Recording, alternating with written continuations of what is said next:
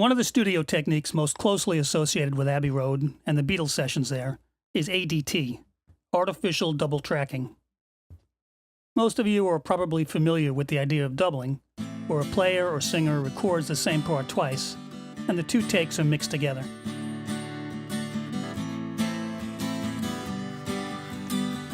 Thanks to the imperfections of human performance, the pitch and timing of the takes will vary, with a certain degree of randomness, and this human variation makes the combined tracks richer and fuller.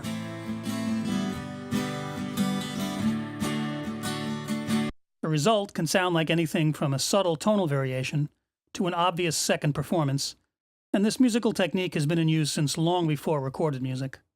Take a look at any orchestral score. Most musical lines are performed by two or more players together. Now, two players performing the same part together is pretty basic musicianship.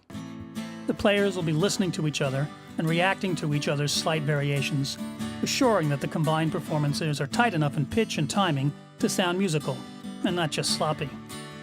But in the early days of multi-track recording, performers were often asked to double pre-recorded tracks, playing or singing along with their own previously recorded performance. Now, trying to match a pre-recorded take, which is not listening and reacting to the new performance, can be a bit tougher. It may take more than a few attempts to nail a doubled part that's a good enough match for the original, making the practice time and labor intensive. So, as the story goes, the Beatles, always experimenting, asked their engineers if they could come up with a way to double parts, especially vocals, more efficiently, using technology instead of having to perform the doublings. Engineer Ken Townsend came up with an effective method using two of the J37 tape recorders that resulted in a very distinctive doubling sound, which was then dubbed ADT, artificial double tracking, and it became a mainstay on Beatles recordings. Nowadays, artificially doubling a track is usually done by duplicating the part and delaying the copy by around 15 to 20 milliseconds or so, and mixing the original and delayed versions together.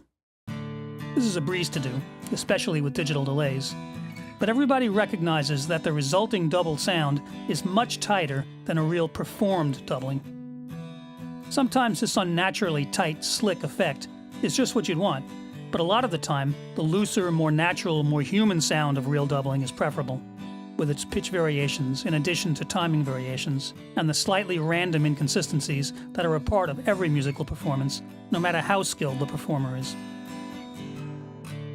This is what's so appealing about a tape-based doubling effect, and the Abbey Road version of this in particular.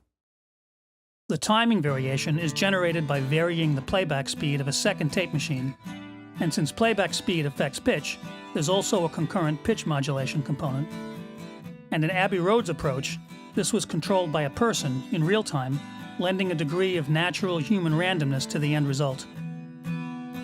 All of this contributed to an ADT effect that was somewhat unique, ranging from a highly naturalistic doubling quality to strong, distinctive special effects like flanging and phasing.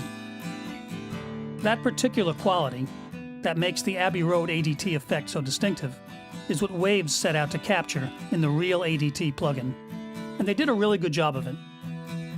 All of the effects you can get with this plugin can be generated easily with any software, but they won't have that specific sound, that extra warmth and edge from the tape simulations, along with the unique variations that come as a result of the particular process employed to create the effects. For years, the specifics of Abbey Road's approach was their little secret ingredient, but by now it's been well documented. In the next chapter, I'll go over that approach, which is recreated here, and then we'll take a detailed look at the controls and the operation of the real ADT plugin.